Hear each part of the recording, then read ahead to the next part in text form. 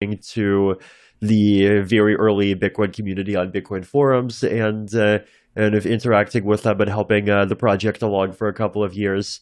And then at some point in late 2010 to early 2011, he disappeared.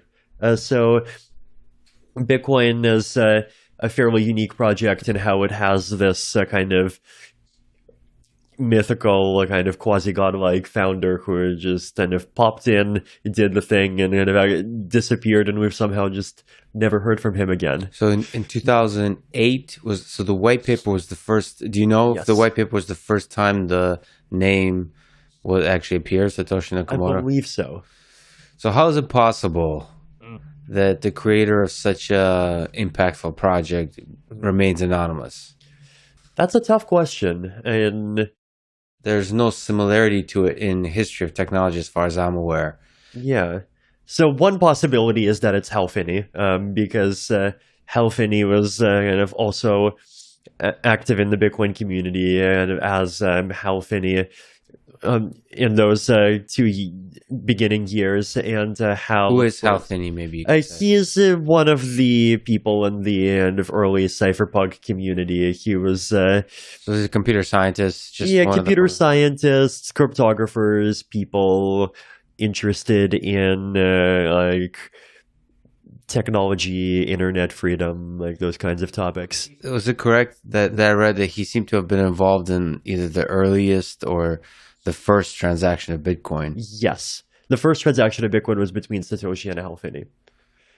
Do you think he knew who Satoshi was? If he wasn't Satoshi, probably no. How is it possible to work so closely with people and nevertheless not know anything about their fundamental identity? Is this like a natural sort of characteristic of the internet? Like if we were to think about it, because you and I just met now, there's a depth of knowledge that we now have about each other that's like physical. Like my vision system is able to recognize you.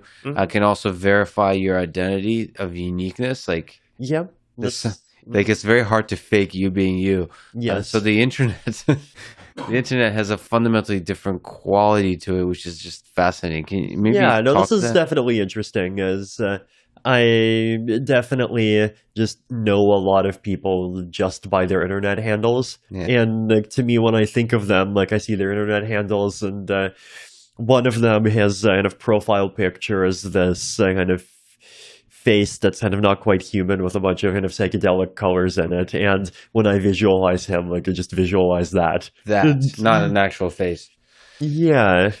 You are the creator of the second, well, at least currently the second most popular cryptocurrency, Ethereum. So on this topic, if we just stick on Satoshi Nakamoto for a little bit longer, you may be the most qualified person to speak to the psychology of this anonymity that we're talking about. Like, your identity is known, I've just verified it. But from your perspective, what are the benefits in creating a cryptocurrency and then remaining anonymous? Like if it can psychoanalyze Satoshi Nakamoto, is there something interesting there? Or is it just a peculiar quirk of him? It definitely helps create this kind of image of this kind of neutral thing that doesn't belong to anyone. That you created a project, and because you're anonymous, and because you also have disappear, or as unfortunately happened to Hal Finney, if that is him, he ended up I think dying of Lou Gehrig's disease, and he's in a cryogenic freezer now.